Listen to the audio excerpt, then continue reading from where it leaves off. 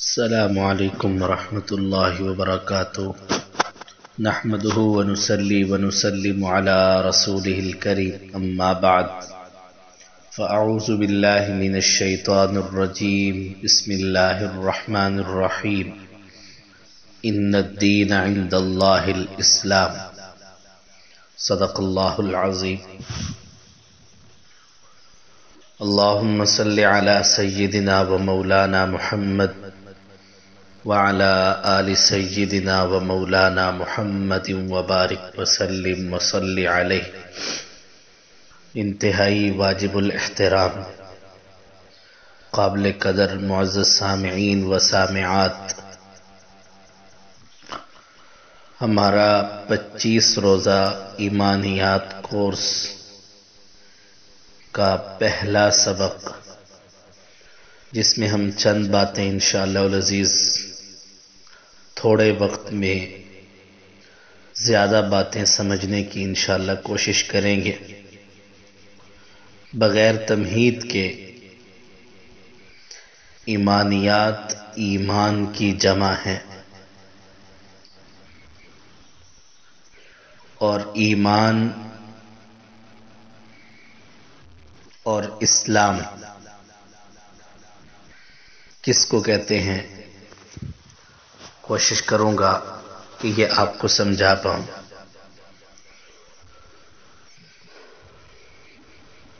سب سے پہلا سوال یہ ہے کہ دین اور مذہب کسے کہتے ہیں؟ تو دین یا مذہب اس طریقہ کار اور قانون کو کہتے ہیں جس پر عمل کرنے کی صورت میں یا جس پر عمل کیا جائے، ہر وہ طریقہ اور قانون جس پر عمل کیا جائے اس کو دین اور مذہب کہتے ہیں، ڈکشنری کے لحاظ سے، لغت کے حساب سے۔ اور شریعت کی اصطلاح میں دین اور مذہب کس چیز کا نام ہے؟ اللہ تعالی کا مقرر کردہ وہ طریقہ جس کو بندہ اپنے اختیار سے اپنا کر حقیقی کامیابی اور فلاح پا جائے، اس کو دین کہا جاتا ہے۔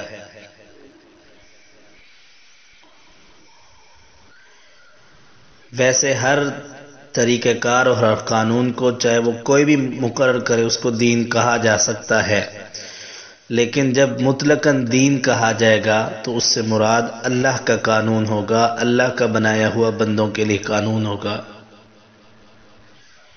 جس کو ہم شریعت بھی کہتے ہیں۔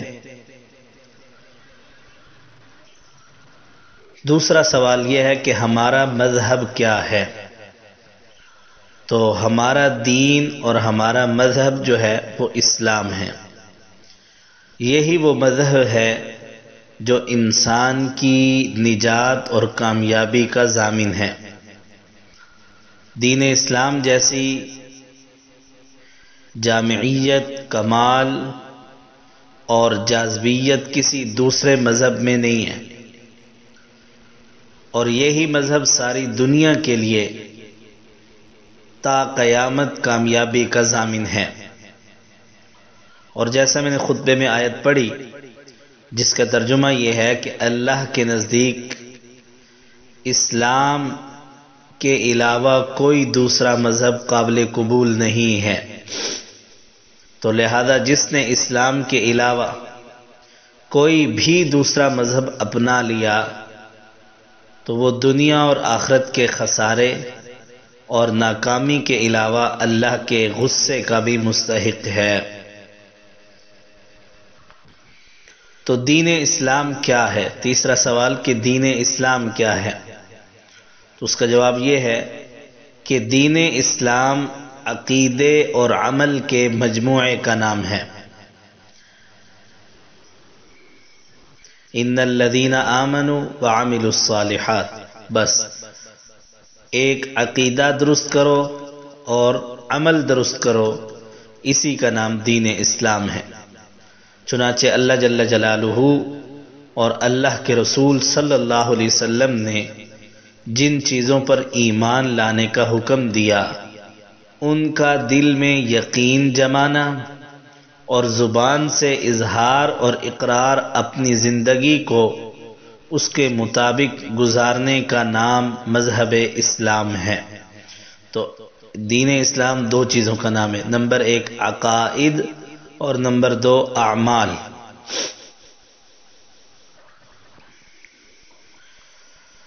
یہ بات سمجھ آ گئی بات؟ تو اگر اسی کو تھوڑا سا تفصیل کے ساتھ بیان کیا جائے تو ہم یوں بھی کہہ سکتے ہیں کہ آپ صلی اللہ علیہ وسلم کی تمام تر تعلیمات جو انسانی زندگی کے ہر شعبے پر حاوی ہے، تو شریعت کو یا دین اسلام کو 4 ابواب پر تقسیم کیا جا سکتا ہے، اور انہی 4 ابواب کے مجموعے کا نام اسلام ہے۔ نمبر 1 عقائد، نمبر 2 عبادات، اور نمبر 3 معاملات، اور نمبر 4 اخلاق، جس کو ہم معاشرت کہتے ہیں۔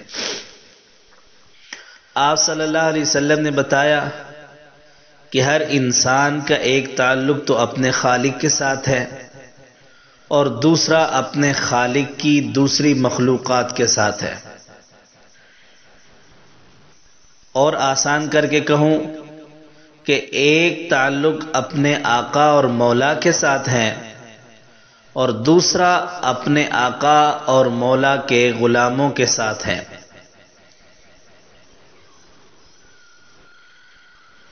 تو خالق اور مخلوق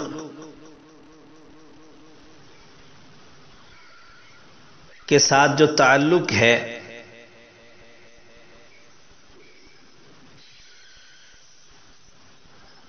ان میں سے تعلق کے مختلف زاویے ہیں۔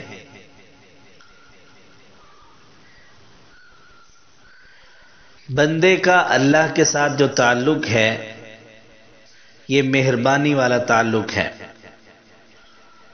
اور بندے کا بندوں کے ساتھ جو تعلق ہے یہ بھائی چارے والا اور برادری والا تعلق ہے۔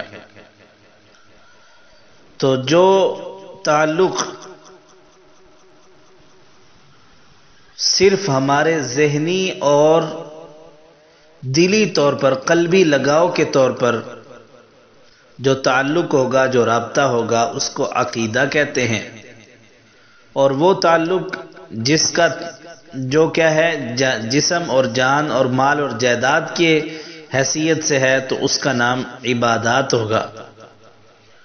اور انسانوں میں جو ایک دوسرے کے ساتھ جو تعلق ہے اس کو معاملات کہتے ہیں۔ اور اگر بغیر کسی لالچ کے کسی کو کوئی نصیحت کر دی یا اس کے ساتھ اچھائی کر دی تو اس کو اخلاق کہتے ہیں۔ تو دیکھیں آپ کے سامنے یہ بات آ گئی کہ دین اسلام جو ہے وہ 4 چیزوں کا نام ہے۔ نمبر 1 عقائد، نمبر 2 عبادات، نمبر 3 معاملات، اور نمبر 4 اخلاق۔ تو ہمارا چونکہ تعلق جو ہے وہ عقائد کے ساتھ ہے، اس لیے ہم اس میں صرف ڈسکس جو ہے وہ عقائد کو کریں گے۔ عقیدہ کسے کہتے ہیں؟ عقیدے کا لفظی معنی ہے باندھنا، گرہ لگانا۔ یہ جو ہم گرہ لگاتے ہیں نا، کسی شاپر کو گرہ لگا دیتے ہیں، گانٹھ لگا دیتے ہیں، تو عربی میں اس کو کہتے ہیں کہ اس نے عقد فلاں، کہ فلاں نے گرہ لگا دی۔ اور شریعت کی اصطلاح میں دین اور مذہب سے متعلق وہ نظریات جو دل میں جما لیے جائیں اسے عقیدہ کہتے ہیں۔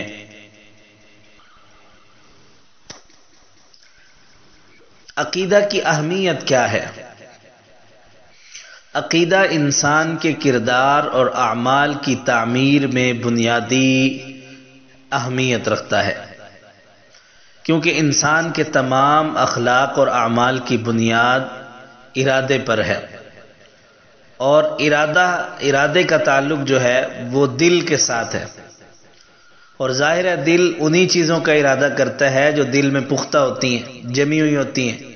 اس لیے انسان کے اعمال اور اخلاق کی درستگی کے لیے ضروری ہے کہ اس کے دل میں جو جمی ہوئی باتیں ہیں ان کی اصلاح کی جائے، تو اسی کو عقیدہ کہا جاتا ہے۔ تو لہذا اب آپ کو سمجھ آ گیا ہوگا کہ عقیدہ کتنا اس کی کتنی اہمیت ہے عقیدے کو درست کرنے کی۔ اور قرآن پاک نے دل کی 3 کیفیتیں بیان کی ہیں۔ فرمایا قلب سلیم، قلب سلیم، جو ہر گناہ سے پاک ہو کر بالکل طبیعتاً جو ہے اس کو اسلام پر چلنا اس کے لیے آسان ہوتا ہے، اس کو کہتے ہیں قلب سلیم۔ نمبر 2 قلب اثیم، گناہ گار دل، یہ وہ دل ہے جو گناہوں کی راہ اختیار کرتا ہے۔ اور تیسرا قلب ہے قلب منیب، یہ وہ ہے جو اگر کبھی بھٹکتا ہے تو فوراً نیکی اور حق کی طرف رجوع کرتا ہے۔ تو الغرض یہ سب کام جو ہیں یہ جو ہو رہے ہیں جس کا نام دل ہے، تو ہمارے تمام اعمال کا اصل جو دار و مدار ہے وہ دل پر ہے۔ تو ہمارے اسی دل کا ارادہ اور نیت، اور اسی نیت کو جو ہے وہ عقیدہ کہا جاتا ہے۔ اس لیے حضور صلی اللہ علیہ وسلم نے فرمایا کہ تمام کاموں کا دار و مدار جو ہے وہ نیت پر ہے۔ تو ظاہر سی بات ہے جو دل میں ہوگا تو اسی کی نیت ہوگی نا۔ تو ہر شخص کے کام کا ثمرہ وہی ہے جس کی وہ نیت کرے۔ تو جس کی ہجرت کی غرض دنیا کا حصول یا کسی عورت سے نکاح کرنا ہے تو اس کی ہجرت اسی کے لیے ہے جس کے لیے اس نے ہجرت کی، تو اس سے اس کو ثواب حاصل نہیں ہوگا، یہ حدیث ہے۔ تو بہرحال آپ کے سامنے یہ بات کھل کر آ گئی کہ عقیدہ کو درست کرنا کتنا زیادہ ضروری ہے۔ اور یہ بات یاد رکھیں کہ اگر اسلام کے 10 عقائد ہیں، ان میں سے 9 عقیدے درست ہیں، تو وہ بندہ یعنی 9 عقیدے درست ہیں اور 1 عقیدہ خراب ہے، تو یہ بندہ کافر ہے، مسلمان نہیں ہے۔ اور ایک بندہ جس کے 1 عقیدہ صحیح ہے اور 9 غلط ہیں تو وہ بھی کافر ہے۔ تو اس لیے یہ بات یاد رکھیں۔ تو عقیدہ قرآن اور حدیث میں اس کی کیا اہمیت ہے، تھوڑی بہت میں اس سے بھی روشنی ڈال کے پھر اپنی بات کو آگے چلاتا ہوں۔ عبداللہ بن جدعان ایک قریشی تھا جس نے جاہلیت میں بہت سی نیکی کے کام کیے تھے۔ یعنی جاہلیت کا مطلب یہ ہے کہ اسلام لانے سے پہلے اس نے بہت سارے نیکی کے کام کیے تھے، لیکن مشرک تھا۔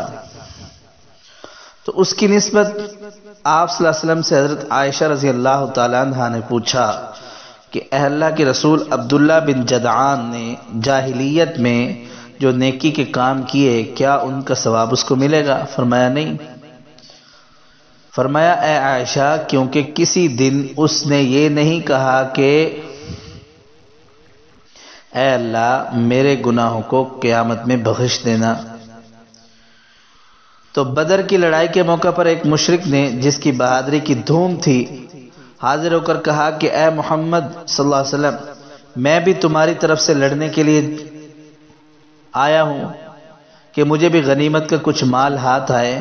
فرمایا کیا تم اللہ اور اس کے رسول پر ایمان رکھتے ہو؟ اس نے جواب دیا نہیں۔ فرمایا واپس جاؤ کہ میں اہل شرک سے مدد نہیں لیتا۔ دوسری دفعہ وہ پھر آیا تو اور وہی درخواست پیش کی۔ مسلمانوں کو اس کی بہادری کی وجہ سے اس کی درخواست سے بڑی خوشی ہوئی اور وہ دل سے چاہتے تھے کہ یہ شخص مسلمانوں کی فوج میں شریک ہو جائے، لیکن آپ صلی اللہ علیہ وسلم نے پھر وہی سوال کیا کہ کیا تم کو اللہ اور اس کے رسول پر ایمان ہے؟ اس نے کہا نہیں۔ آپ نے پھر وہی فرمایا کہ ہمیں کسی مشرک کی مدد کی کوئی ضرورت نہیں ہے۔ تو آپ صلی اللہ علیہ وسلم کی بے نیازی کی کیفیت نے اس کے دل پر اثر کیا۔ تیسری دفعہ جب اس نے اپنی درخواست پیش کی اور آپ نے دریافت فرمایا کہ تم اللہ اور اس کے رسول پر ایمان رکھتے ہو، تو اس نے کہا جی ہاں، اور نور اسلام سے منور ہو کر لڑائی کی صف میں داخل ہوا، تو اس کا مطلب یہ ہوا کہ اللہ کے رسول صلی اللہ علیہ وسلم کے ہاں بھی ایمان یعنی عقیدے کی درستگی کی بڑی اہمیت تھی۔ قرآن پاک نے ان لوگوں کے کارناموں کی مثال جو ایمان سے محروم ہیں اس راکھ سے دی ہے جس کو ہوا کے جھونکے اڑا اڑا کر فنا کر دیتے ہیں اور ان کا کوئی وجود نہیں رہتا۔ اسی طرح اس شخص کے کام بھی جو ایمان سے محروم ہیں وہ بے بنیاد اور بے اصل ہیں، جنہوں نے اپنے پروردگار کا انکار کیا۔ ان کے کاموں کی مثال راکھ کی ہے جس پر آندھی والے دن زور سے ہوا چلی، وہ اپنے کاموں سے کوئی فائدہ نہیں اٹھا سکتے۔ یہی سب سے بڑی گمراہی ہے۔ سورۃ ابراہیم آیت نمبر 18، جو اس کا ترجمہ میں نے آپ کے سامنے رکھ دیا۔ تو الغرض ایمان کے بغیر عمل کی بنیاد کسی بلند سطح پر قائم نہیں ہو سکتی۔ اس لیے ریاکاری، نمائش، خود غرضی کے کاموں کو کوئی عزت نہیں دی جا سکتی۔ وہ کام جو بظاہر نیک ہوں لیکن نیکی کرنے والے کا مقصد کیا ہے؟ نام و نمود پیدا کرنا، تو اخلاقی نقطہ نظر سے ہر انسان اس کو جو ہے وہ تھو کرے گا کہ تیری نیکی کا کوئی فائدہ نہیں ہے۔ تو ایمان ہمارے تمام اعمال کی بنیاد ہے جس کے بغیر ہر عمل بے بنیاد ہے۔ اور حضور نبی کریم صلی اللہ علیہ وسلم کو بھی سب سے پہلے جو اعلان نبوت کیا تھا تو اس میں بھی عقیدے کی بات تھی کہ لا الہ الا اللہ کہہ لو کامیاب ہو جاؤ گے، عقیدہ درست کر لو، اللہ کے علاوہ کوئی خدا نہیں ہے، کوئی کچھ نہیں ہے، سب کچھ اللہ کی ذات ہے۔ تو اس عقیدے کی وجہ سے حضور صلی اللہ علیہ وسلم کو پتھر بھی کھانے پڑے، اسی عقیدے کی وجہ سے طائف کی گلیوں میں لہولہان بھی ہونا پڑا، اسی عقیدے کی خاطر جو ہے حضرت بلال حبشی رضی اللہ تعالیٰ عنہ کو تپتی ریت پر لیٹنا پڑا، اسی عقیدے کی خاطر خباب اور خبیب کو جو ہے وہ ٹکڑے ٹکڑے ہونا پڑا اور سمیہ کو ٹکڑے ہونا پڑا۔ تو میرے معزز سامعین اور میری ماؤں، بہنوں اور بیٹیوں، اسی لیے شریعت کے احکام بعد میں آئے، پہلے ایمانیات کے ذریعے لوگوں کا ایمان بنایا گیا، توحید، رسالت، آخرت کے ذریعے لوگوں کا ایمان بنایا گیا۔ یہی وجہ ہے کہ قیام مکہ کے زمانہ میں جتنی آیات نازل ہوئی ہیں ان میں اکثر عقائد اور ایمان کے متعلق گفتگو ہے۔ 13 سال تک مکہ میں انہی مضامین کو دہرایا جاتا رہا۔ اگر ایمانیات سے پہلے احکام اترتے تو احکام پر کون عمل کرتا؟ اسی بات کو سیدہ کائنات سیدہ عائشہ رضی اللہ تعالیٰ عنہا بیان فرماتی ہیں کہ پہلے عذاب و ثواب کی آیات نازل ہوئیں، جب دلوں میں استعداد اور دلوں میں نرمی پیدا ہو گئی تو احکام نازل ہوئے، ورنہ اگر پہلے ہی دن یہ حکم ہوتا کہ شراب نہ پیو تو کون یہ بات مانتا تھا؟ تو پہلے دل کو بنانا پڑتا ہے، اپنے دل کو سنوارنا پڑتا ہے۔ جس دل میں ایمان نے بیٹھنا ہوتا ہے، جس دل میں ایمان نے اپنی جگہ بنانی ہوتی ہے، اس دل کو سنوارنا ہوتا ہے۔ اس لیے یہ بات ضروری ہو گئی کہ دل کو کسی اللہ والے کے ہاتھ دے کر جو ہے اپنے دل کو سنوارنے کی کوشش کریں۔ اگلا سوال یہ ہے کہ ایمان اور اسلام میں کیا فرق ہے؟ ایمان کے اصل معنی ہے کسی کے اعتبار اور اعتماد پر کسی بات کو سچ ماننا، اس کو ایمان کہتے ہیں۔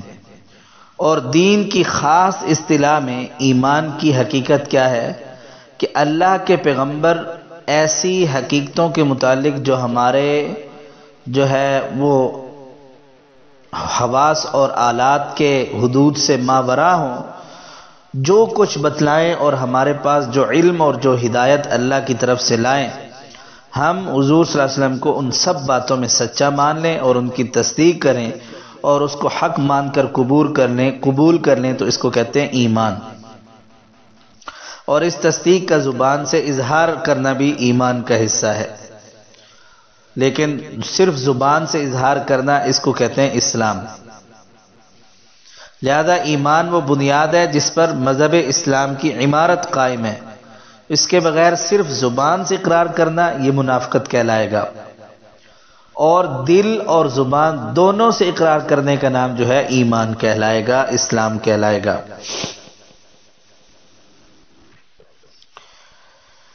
ایمان کی 6 بنیادیں ہیں، یا یوں کہہ لیں کہ مسلمانوں کو مسلمان ہونے کے لیے کن باتوں پر ایمان رکھنا ضروری ہے. ایک مرتبہ حضرت جبرائیل امین علیہ السلام حضور پاک صلی اللہ علیہ وسلم کی خدمت میں حاضر ہوئے، چند سوالات امت کی تعلیم کے لیے کیے، جس میں ایک سوال یہ تھا کہ مل ایمان یا رسول اللہ، اے اللہ کے رسول ایمان کیا چیز ہے؟ تو آپ نے فرمایا شہادت اللہ الہ الا اللہ، یعنی اللہ اور اس کے رسول کی شہادت کہ اللہ کے سوا کوئی خدا نہیں ہے اور رسول اللہ صلی اللہ علیہ وسلم اللہ کے سچے پیغمبر ہیں. اور اس کے بعد فرمایا وہ بنیادی باتیں بیان فرمائی تھیں جن کی تصدیق کرنا ایمان کے لیے ضروری ہے، اور وہ باتیں ایمان مفصل میں آپ لوگوں نے پڑھی ہیں. آمنت باللہ، اللہ پر ایمان لانا، اللہ کے فرشتوں پر ایمان لانا، اللہ کی کتابوں پر ایمان لانا، اور اللہ کے رسولوں پر، جتنے بھی رسول ہیں، ہمیں نہیں پتہ کتنے ہیں، جتنے بھی اللہ کے نبی اور رسول ہیں سب پر ہم ایمان لاتے ہیں. اور قیامت کے دن پر ایمان لانا، اور ہر اچھی اور بری چیز پر ایمان، یعنی ہر اچھا اور برا فیصلہ یا ہر اچھی اور بری حالت جو ہے وہ اللہ کی طرف سے ہے، یہ تقدیر ہے. اور اسی طرح جو ہے مرنے کے بعد دوبارہ زندہ ہونا، یہ انشاءاللہ آگے ہر ایک کی بڑی تفصیل کے ساتھ جو ہے میں انشاءاللہ کوشش کروں گا، وضاحت کروں گا. ایمان کے 77 شعبے ہیں. کامل مسلمان اسے کہتے ہیں جس میں ایمان کے تمام شعبے موجود ہوں. تو میں کوشش کرتا ہوں کہ جو احادیث کے اندر جو ہے شعبے بیان کیے گئے ہیں انہی کو میں آپ کے سامنے ذکر کر دوں. 30 شعبے دل سے تعلق رکھتے ہیں. نمبر 1 اللہ پر ایمان لانا. نمبر 2 یہ عقیدہ رکھنا کہ اللہ کے علاوہ ہر چیز ختم ہو جائے گی، یعنی اللہ کی مخلوق ہے. نمبر 3 فرشتوں پر ایمان لانا، سب کتابوں پر ایمان لانا، پیغمبروں پر ایمان لانا، تقدیر پر ایمان لانا، قیامت کے دن پر ایمان لانا. اسی طرح نمبر 8 جنت حق ہے، جنت پر یقین رکھنا کہ یہ کوئی افسانہ نہیں ہے، کوئی کہانی یا کہاوت نہیں ہے بلکہ سچ ہے. دوزخ کا یقین رکھنا. نمبر 10 اللہ سے محبت رکھنا.